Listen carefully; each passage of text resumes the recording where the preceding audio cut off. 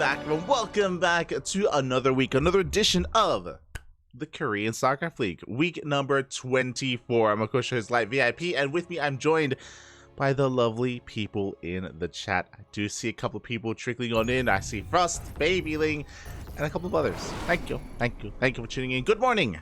Hope you've been having a great weekend. Hope your weekend is amazing, it's beautiful, and it's full of StarCraft. And speaking of, we have our first series here for you this afternoon. It's fine. As spawning in the bottom right-hand corner of Babylon, we have the South Korean Protoss player, the Red Protoss representing Club NV. It is Creator. And spawning in the top left-hand corner, we have his opponent. We have the Filipino Zerg player representing himself. It is Caviar Napoleon Marquises Acampado himself. It is EnDerr. Going for a pull first. Let's go. Let us go. It was a couple of weeks ago that we casted EnDerr versus Nightmare in a very close game on Ancient Sister, and I was very impressed. EnDerr almost took down Nightmare. It was crazy. So I'm happy to see him again here. For those wondering, EnDerr, of course, is the best player in the Philippines. He, at a time, was one of the best players in Southeast Asia. This was pre-COVID, 2019. Oh my god, let's go. This was pre-COVID, around 2019, 2018 era of StarCraft here in Southeast Asia. And EnDerr, he took a bit of a break. He took some time off, 2021, 2022, like he wasn't playing as consistently, he wasn't playing as seriously, but he is back. He is back, and he is doing EnDerr things. Let's go, Poppy, let's go. So we have a pull first into a macro hatch, into a regular hatch. And this is something at this level of play that I only see EnDerr do. He's the only, maybe Cats, maybe I've seen Cats do it once, but he's less so a competitor and more so like a streamer or a caster or a content creator. So yeah, EnDerr, he has a really unique approach to things. He's a very aggressive player, very aggressive. He's obviously good friends with Miyamika, so as you can imagine, they also have that quirkiness, that X factor to them. There's a reason why EnDerr is a part of the Zerg-Bermuda Triangle in the Southeast Asia Sea, or in the South China Sea, I should say. When it comes to EnDerr, Miyamika, Joey, and Demi, you know, the four of them, they do create the triangle. That's how it works. That's how the meme goes. Oh god. So yeah, always excited to see him.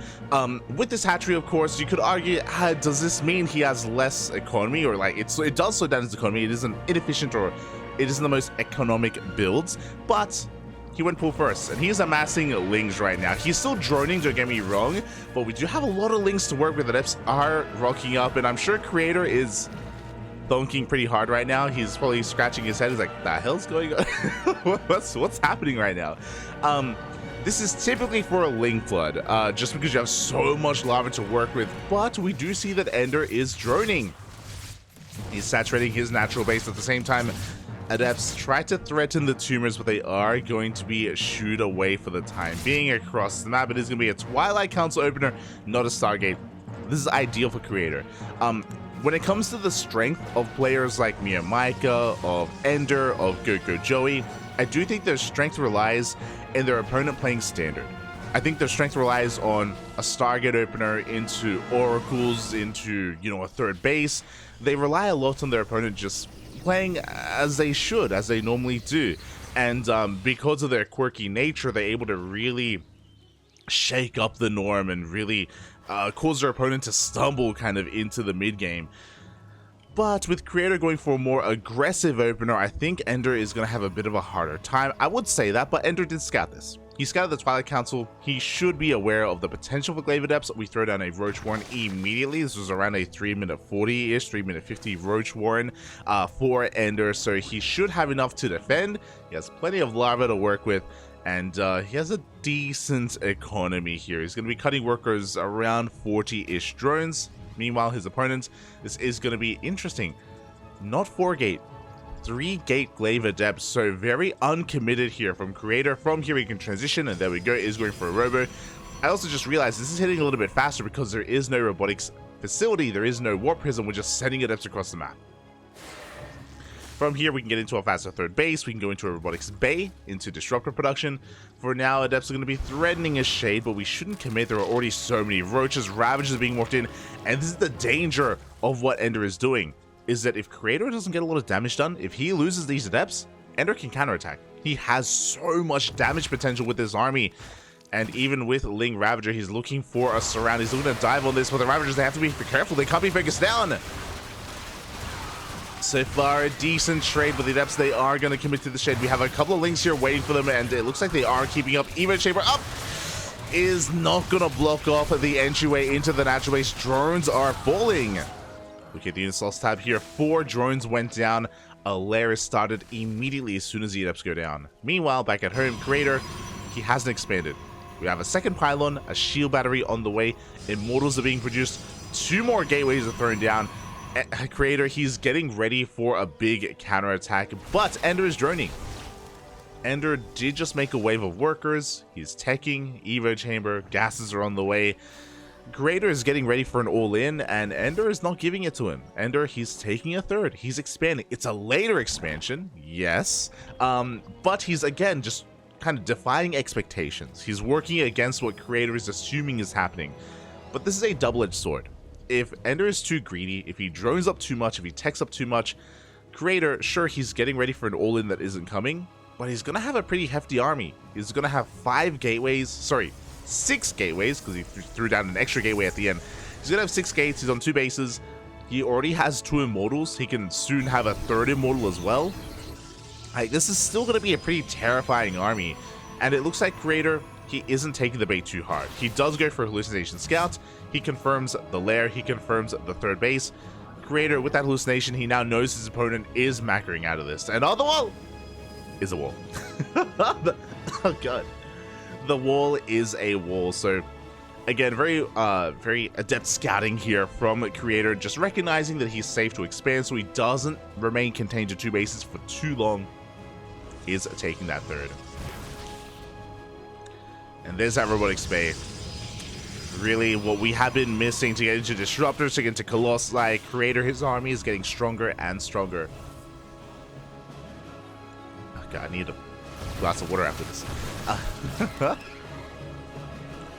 And EnDerr, he's got some catching up to do. Now, I imagine EnDerr is going to hit a 3-base timing. I don't expect him to saturate and get more than 69 drones or 66 workers. We'll see. We'll see. As for now, we have a very strong +1 timing. There's +1. There's roach speed on the way. The army has been scouted by the observer, by the hallucination as well. But EnDerr's still droning. He is still just droning and saturating this 3rd base. I wouldn't be surprised if we see a 4th hatchery, but I expect it just to be a macro hatch. And oh, actually, we have a spire. We have a spire on the way here into the main base. Oh my god, okay. Let's go, Bobby, let's go. So yeah, something like Mutas can potentially work here. There's a lot of potential for damage as well, especially if this goes unscattered. What I'm concerned by, especially because of how quirky EnDerr is playing, and like just how aggressive he is, and he's constantly forcing out these scouts, and I'm worried that because of the nature of EnDerr, like Creator, he's been sending out hallucinations time and time again.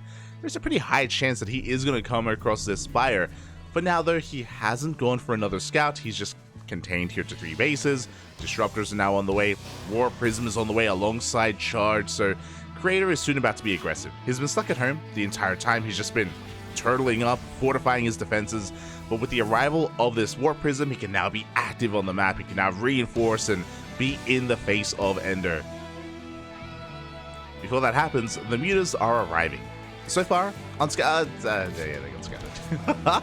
Spire has been spotted. This is what I was concerned by. Again, Creator, he just keeps setting out these hallucinations. He's continuing to just be active on the map when it comes to his scouting, and he's fully aware of the potential of those Mutas, and cannons are now on the way. Stalkers are in position.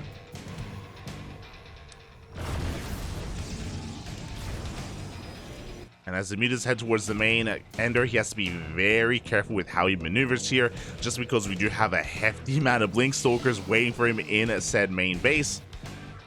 At the same time, a fourth base is being taken by both players. Mutas, they do dip on in, but the Stalkers are waiting for them. And the Mutas, for now, do nothing. Now we have 7 more Mutas, and this is enough to one-shot workers, but losing a Muta already is not ideal. We're going to try and threaten the prison, but another Muta goes down. Oof. And this just hasn't been worth it. This was an expensive commitment here for EnDerr. 700 gas down the drain for now. I mean, we still have 6 Mutas. We can still do damage, but the potential is getting less and less as time goes on. The likelihood, I should say, of this getting damage is less and less as time goes on. Meanwhile, EnDerr is getting his 4th base up running, joining up to 69. Nice. Love to see it. 5th base on the way, and he hasn't teched up any further. For now, it's Lingbane Roach Ravager. Again, a pretty impressive army. There's the Infestation Bit now on the way for Hive Tech, for Vipers. The Vipers are going to be crucial here, especially when going up against these Disruptors.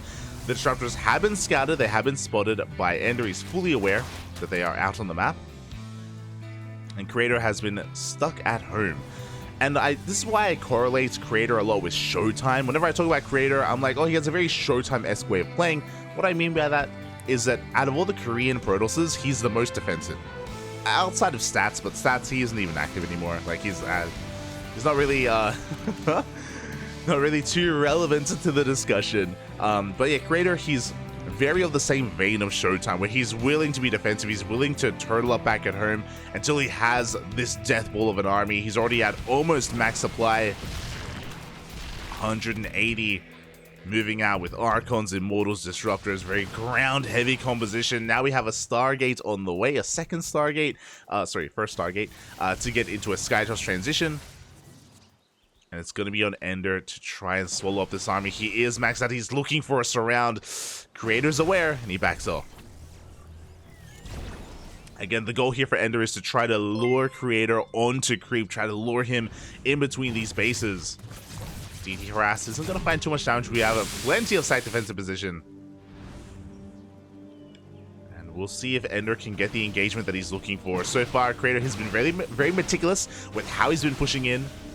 Hatchery is going to go down. Likewise, EnDerr has maybe found the angle he's been looking for. Colossus is going to disrupt him, but here we go. The Bathing Save roll in. Oh, Novas will not find the connections that they really want. And it looks like EnDerr, he should collapse on this army. He should clean this up. Again, Creator, he boxed himself in by going for that hatchery. He did get the base itself, but everything else goes down. The final Colossus falls. Back at home, Zealot Rambai also gets cleaned up. Just nothing quite, or not enough here to really break the site defense here of EnDerr. And he's got a lot of momentum going his way. He has to make sure he doesn't lose it, because we have a Fleet Beacon. We have a second Stargate. Skytoss is imminent. EnDerr, he's got to go now. Hatchery is going to go down. What do we have at home to defend? We have one Colossus and an Immortal at that natural base, and instead we're heading towards that third. Links towards the third, Roach Ravager towards that natural. The supplies are closing. Maybe EnDerr has missed his opportunity. Ooh, this army is going to get cleaned up. This is an expensive loss for EnDerr. The Roach Ravager army just melts here before the army of Creator. He had an amazing fight. He had an incredible fight, but EnDerr wasn't able to capitalize on it. Ideally, like, sure, he denied the 5th, but he needed to deny the 4th. Or the 3rd. Like, one of these bases had to go down, and he wasn't able to do it. And EnDerr doesn't have the best economy. He's on 67 workers. It's going to take time. That's the thing. Because of his low economy, it takes a long time to rebuild and remax.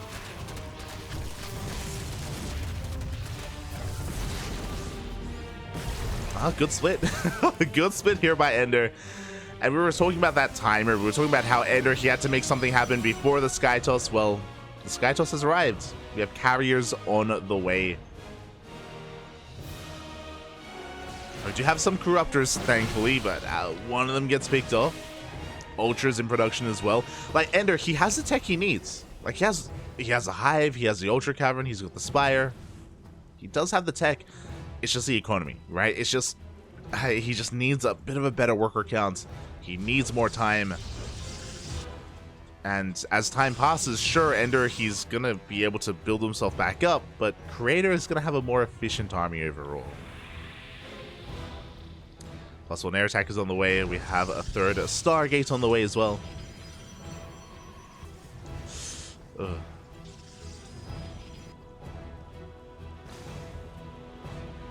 And how much anti-air do we have? We have 8 Corruptors. Not too many Queens to transfuse either, so we can't use them to like try to supplement the Corruptor count. There's no Spore Forest. The creep is okay for what it is, but as I say that, the creep is slowly receding. Is being cleaned up.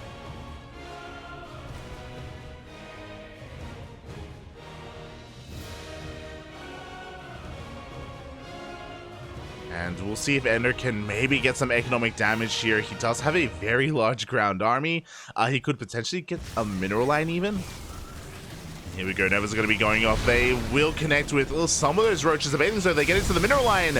And every probe is going to be going down. The carriers now reveal themselves. We do have some Corruptors. They're going to be able to focus on one of those carriers. Not a bad pickoff. One carrier goes down. Oh, that's a lot of DTs. DTs are taking down these Ultras. Second carrier will fall, and we're going to try and get the third. Ultras are getting a lot done here on the ground. They get the Colossus Baileys. They roll into another mineral line. A pretty good trade here out of EnDerr. Oh, at the same time, he will lose a base across the map, but he was able to take down the 5th base. He took down a mineral line here at the 3rd, and he got, I want to say, 2 carriers. Let me just double check. Yep, 2 carriers went down as well. Really slowing down the tide here of the Sky Toss. EnDerr may have lost a base, but he didn't have too many workers here to lose anyway, so his economy is still okay. Creator trying to take an expansion towards the south. This is getting really scrappy. Creator, likewise, now he's the one without too much of an army. Yeah, this hidden base towards the south, it's not going to get up and running. EnDerr is going to shut it down. And that Corruptor count, he's up to 12 at this point, and we can even try to camp the production as well. Oh, we're waiting. We're up. We force one of those carries to be canceled. The other is going to get shut down. Very good pickoff here from EnDerr. How many do we have? We only have 3. This is manageable. 3 carriers. We can deal with this. As long as we don't engage the Archons, we're going to be okay. Speaking of, here we go. Ultras, they come in from one side. The Corruptors coming from behind. One carrier goes down. The second goes down. The Ultras are struggling here, especially with this War Prism. I mean, the War Prism, he's juggling, but GG gets called. EnDerr will take game number 1. Oh, GG, Poppy. GG. Let's go. EnDerr, he was looking so good last week. We casted him last week, and EnDerr was up against Nightmare. He was looking so good. That series barely slipped through his fingers. But here, this week, against Creator. EnDerr, able to keep Creator guessing. Really low worker count overall, but just constantly switching up his tech. What I will say is, the mutas were a little bit lackluster, and I was concerned when it came to that muta transition. But outside of that, remember how patient EnDerr was. He maxed out on Lingbane Roach Ravager, and he waited for that big engagement where he swallowed up the army of Creator. I was concerned that after that, he wasn't able to do enough, and the Sky Toss was imminent. But when he attacked the second time, he was barely able to stop the Sky Toss before it really got going. If you remember, there were, I want to say, 4 carriers. There were 4 carriers at the time. And after killing 2 of them, and after killing a lot of workers as well, Creator had a really hard time replenishing his army and building back up. That's the downside of this tech-heavy army from the Protoss. It takes a long time to build up these carriers, to build up these Colossus, these Disruptors, and time again, EnDerr was able to knock them down before they really got out of hand. GG. GG, well played. Whew. Spicy game 1. But that was merely game number 1. We still have more games ahead of us. As this is a best of 3, we're getting into game number 2. Let's go. Let's go. Vámonos, papi. Vámonos.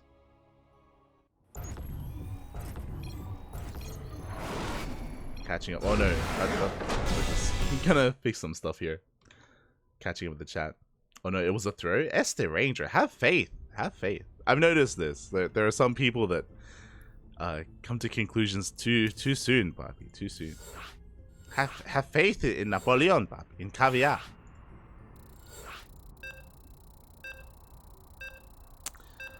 Speaking of, thank you so much for the raid as well. I appreciate it. Hope you had a great morning stream. Hope you had a great ladder session. No bias here, of course. No bias.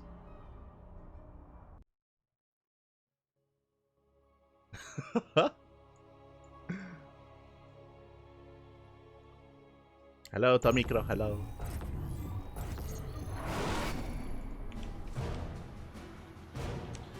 And here we go. We have game number 2. And spawning in the top right-hand corner of Altitude, we have the South Korean Protoss player representing Club NV. South Korean Protoss, the red Protoss, it is a creator. And spawning in the bottom left-hand corner, we have his opponent, we have the Filipino Zerg, representing himself. But the best player in all the Philippines up in this series 1-0, it is EnDerr. Caviar Napoleon Marquises Acampado. Oh, it's beautiful. Once again, going for a pool first opener. Now, I'm really curious if he's going to go for that macro hatchery again. That is very iconic to EnDerr. He does it against Zerg. He does it against Protoss. Maybe I've seen him do it against Terran. I don't cuss. I haven't seen him much against Terran. I'll be honest. There aren't that many Terrans in Southeast Asia, unfortunately. Feels hero, man. I think that's when I'm thinking of Southeast Asian Terrans. I think of like the Singaporean hero. I think of like Dark Impure.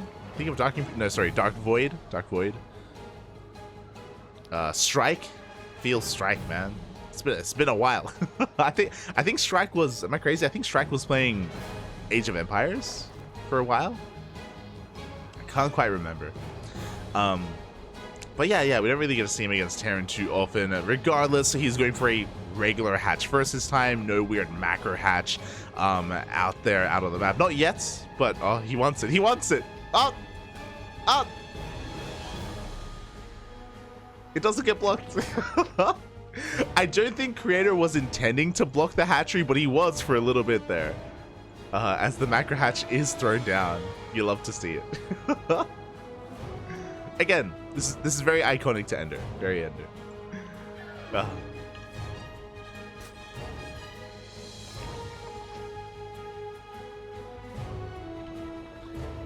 As this is technically a pool hatch gas opener here from EnDerr. Lings are moving out on the map. It looks like EnDerr, he's waiting for the Adept to leave. It is gonna show the shade here to the Overlord, but it will cancel the shade. EnDerr doesn't know. He dips in, but the Adept has stayed at home to deal with this. Can it save the pylon? Oh, it's gonna be close. Pylon is getting very low. Good control out of EnDerr, pulling back the weakened Lings, and the pylon will go down. Does depower the gateway, despite the chrono. A wasted chrono onto that Stalker. Up. Oh, even gets the Adept. No shot. Probes are going to have to be pulled here, and yeah, a couple of probes have to be pulled to the low ground to protect this pylon. Behind this, EnDerr isn't link flooding. He is just droning happily back at home, but he has done so much damage with this pull first. Even with Creator faking out the shade and faking the Adept move out, he just was out of position. He wasn't there in time, wasn't able to save that pylon. A big delay. Meanwhile, EnDerr goes in with both of his Overlords. He does confirm the Twilight Council opener, does confirm the Robo follow-up as well. Once again, Creator is looking to be aggressive. Is this going to be a Dark Shrine? Yep, there we go. It's going to be a DT opener here out of Creator. And back at home, EnDerr's throwing down a Roach Warren, getting a second Gas Geyser. This is looking like he's getting prepared for Glaive Adepts. But of course, he can also be prepared for DTs as long as he's able to get detection out in time. That's the biggest thing, the biggest issue. Now, he does keep this Overlord alive behind the main, so he can go back in a couple of seconds to confirm whether or not there's anything researching on this Twilight Council. He may even get far enough in to scout the Dark Shrine as well. Creator is aware of that though. He is positioning his Stalker to deny the scout. Overlord is coming back in, but the Stalker is here to chip away at it and to bring it down. Oh, and the Overlord is swatted away. Uh-oh. No lair, no spores. There's a lot of potential for damage. The Overlord is moving out. The Prism is spotted. The Adepts are revealing themselves. Stuff got better. I'm concerned. So the Adepts, right now, we see Creator, he's selling a story. He's making it look like Glaive Adepts. He's like, hey, look, I have a Prism, I have Adepts underneath it. I'm revealing this here to the Overlord.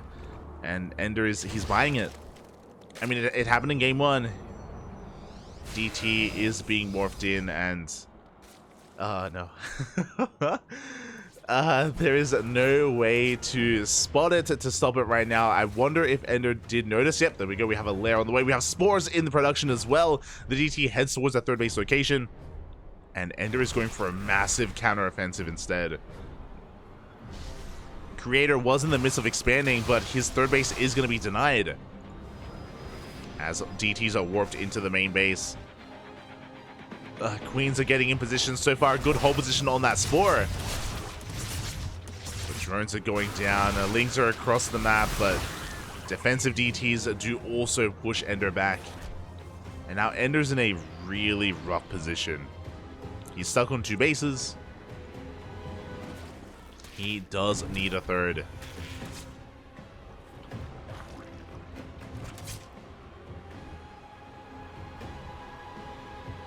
And yeah, he's just droning. He's droning. He's going to try to macro out of this. And he's not too far behind. Bearing in mind that this DT opener didn't do as much as we thought it would. It only got 3 drones. Despite how underprepared EnDerr was. And there we go. Now we have the third base on the way. So again, EnDerr is going to try to recover here. At the same time, Creator just focusing his attention back at home, trying to keep this third base up and running.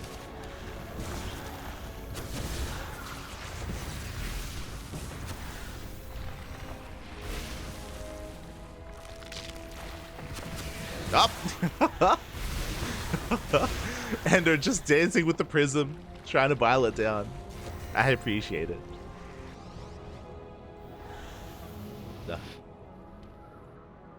As he's going to get this third base up and running. Likewise, Creator also working on his own army as well. We have Immortals, Archons, continued Immortal and Archon production, I should say.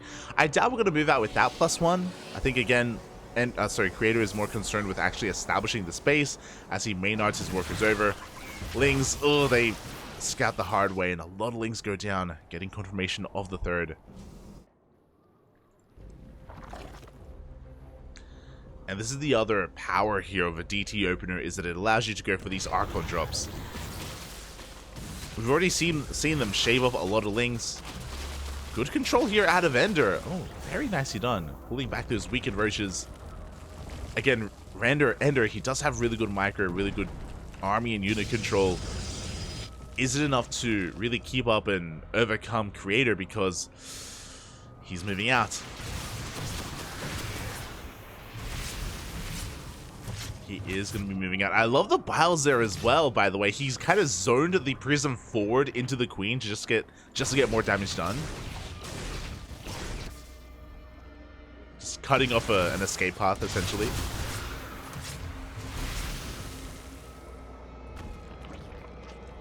As Creator backs off. Interesting. Creator, he does back off. He respects the army of EnDerr.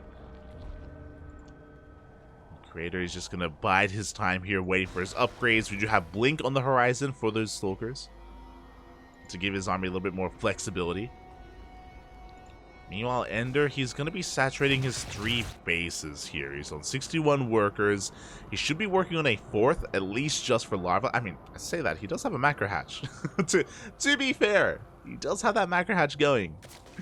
So, I guess 3 base all in. That is all we need. That is all we're working on. Observer does go down. The Army of Creator out of position. He was in the middle of his own move out. He does arrive in time. Wiles will be connecting on that shield battery. My god, but that's so many Immortals. 5 Immortals against a mass Roach Ravager army. This is so ideal for Creator. Ugh.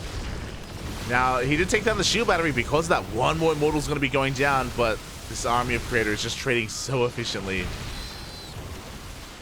Ugh. EnDerr is being forced back. Again, Immortals, they just annihilate roaches. And EnDerr's gonna have to respect that.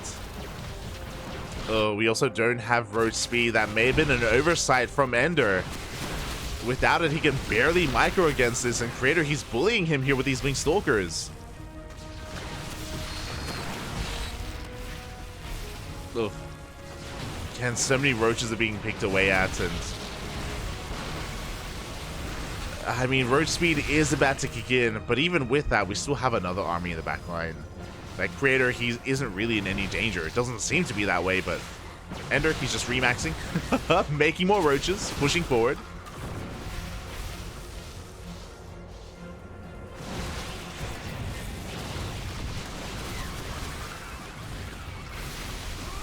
Wilds will be connecting with those Archons. But again, so much patience here out of Creator, just waiting to engulf the army. He comes in from behind, he's looking for the surround, and he can blink forward. Cleaning up whatever was left. EnDerr is going to try to transition out of this. We have an infestation bit on the way, but at this point it may just be too late. Creator, he does take a couple of blasts to the face, but I mean, again, he has more than enough to work with. 4 Immortals, 5 Archons.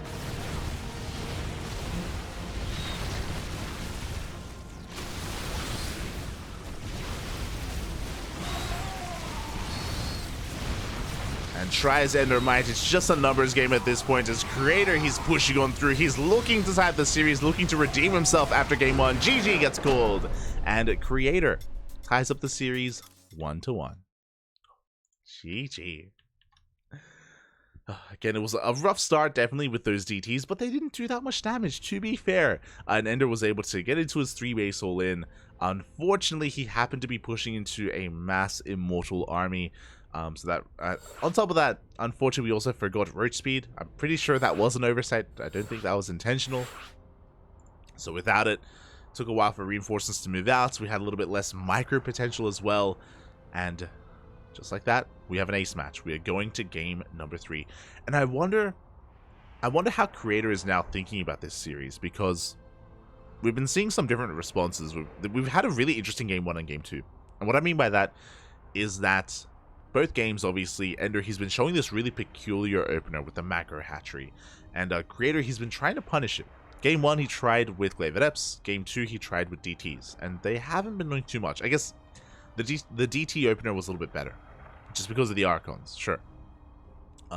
He was able to gain map control and contain his opponents a little bit better compared to the first game. But regardless, I think he should be recognizing as well, as time goes on, how aggressive EnDerr is, right? We've seen very mid-game oriented, very lair tech oriented armies here from EnDerr, just mass Roach Ravager, Ling Bane, even in game number 1.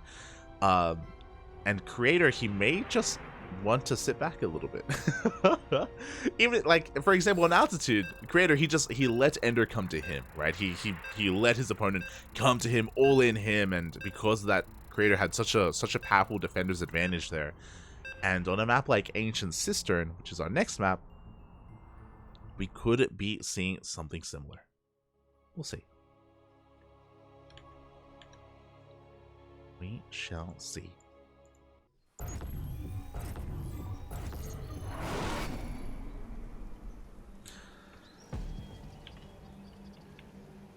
At spawning, in the bottom left-hand corner, we have the South Korean Protoss player representing Club Envy, the Red Protoss, tying up the series 1-1 in that last game. It is Creator.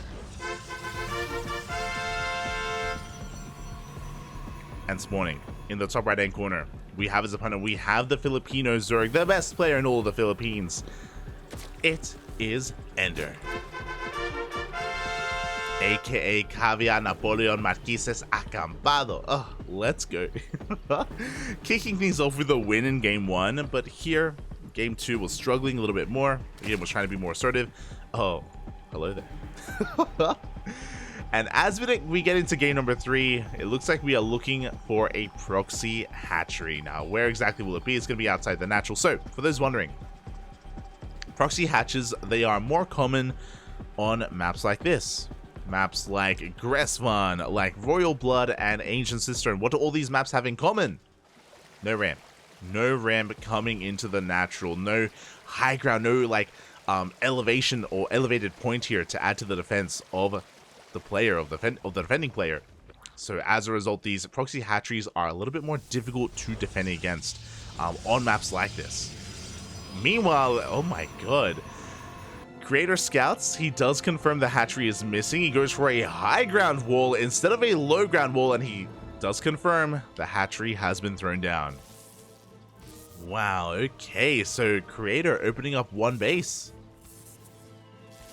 This is going to be interesting. It's going to be very interesting. I believe EnDerr has no idea. He doesn't know that the wall's not a wall. That the wall is not here. It's further back here on the high ground instead. This dynamic is going to be really interesting. As we do see, the hatchery is going to be cancelled as soon as EnDerr sees that there is no wall. I think that's a good call. I don't think we should commit because there's nothing to fight. As EnDerr's going to delay that expansion a little bit longer. Meanwhile, this is a 2-gate opener at a Creator going into a Stargate from here as well. No anti-air, so EnDerr should get a full scout. Oh, can we cancel? Up, up, up, up, Bobby. There we go.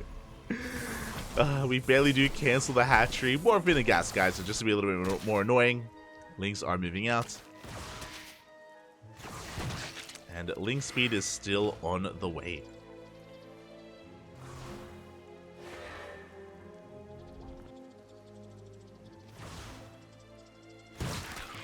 Now, I'm still really curious if EnDerr is going to Link Flood or not. He does have 2 Overlords in production, a big, hefty supply block here for EnDerr because of the cancelled hatchery.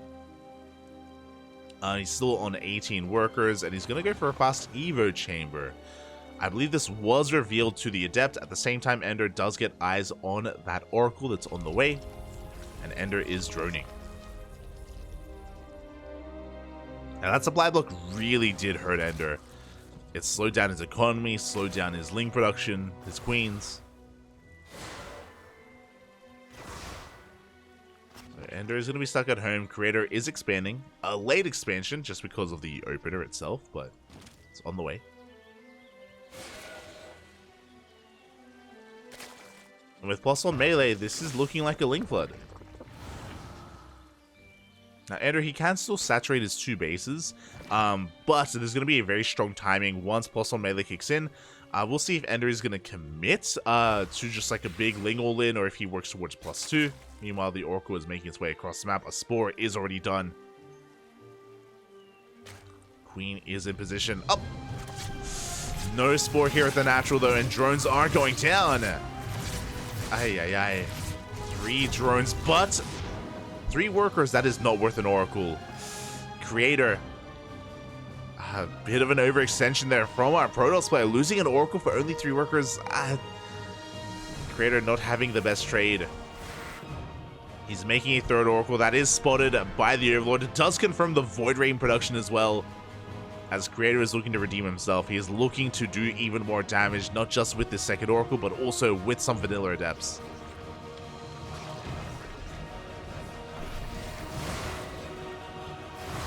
A lot of tumors are going to get cleaned up. And we are going to commit to the Shade. Oh, there aren't too many Lings. And it was supply blocked. Oh, no. Once again, EnDerr was supply blocked. And he's going to lose another Overlord across the map as well.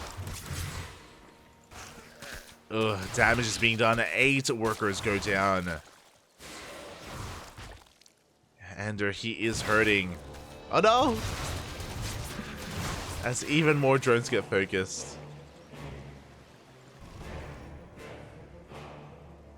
There's another Overlord falls, and yeah, EnDerr, he's stuck at 42 supply. Once again, a heavy supply block for the Zerg. We need an Overlord, Papi. We need it. No, we're losing more. Stasis Trap is going to finish as well, and EnDerr, he's falling apart at this point. We have 2 more Overlords in production. Void Ray's pushing out, looking to hunt down even more Overlords, by the way. And even though we have plus 1 melee, we just don't really have enough to threaten the bases of Creator.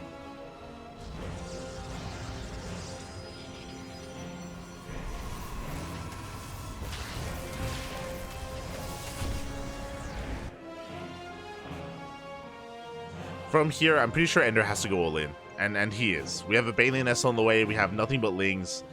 Trying to macro from this point is just almost impossible without doing some kind of counter damage across the map.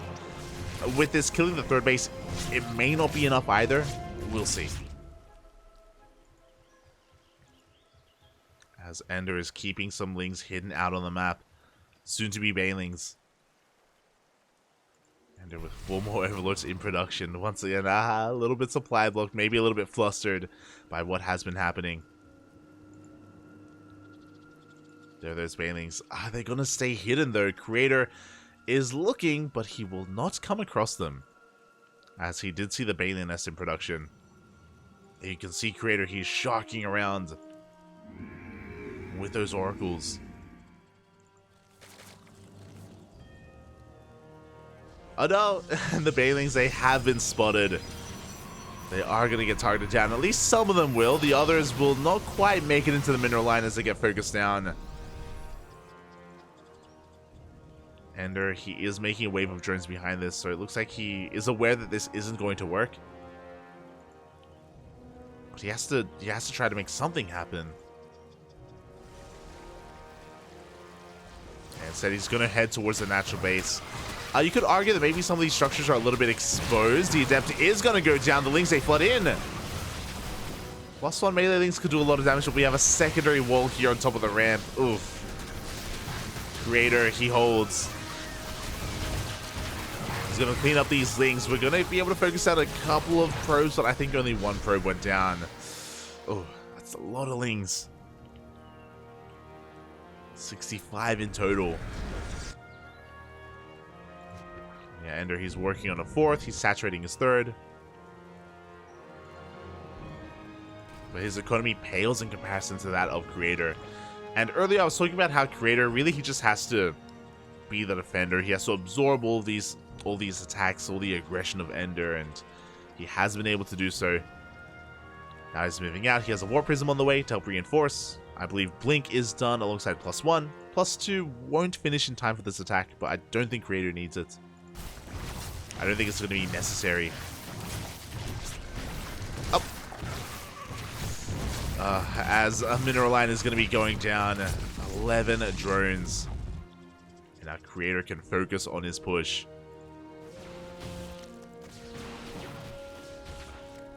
EnDerr is setting up for a surround. And again, these +1 melee Lings, they can pack quite a punch. If only the army just wasn't so large. If only there weren't so many Stalkers, the boys, they have to be pulled. The Queens are coming in as well. Good force field to reduce the surface area on these Stalkers. Beautiful force fields, actually. Oh my god. And the Creator will dominate this fight. GG gets pulled. Creator will take the series 2-1, advancing on to the next round. GG. GG, well played. Creator was able to again redeem himself, bounce back from a pretty rough position. But a shout out to EnDerr. Definitely a shout out to EnDerr. I love the ideas that he did bring forward. Even here in the ace match, I appreciate the proxy hatch into the cancel. But those supply blocks, they were so brutal. They were stopping any kind of droning or any Lings, any additional Queens. They were really helping Creator when it came to how much damage he was able to really flaunt and really put out there.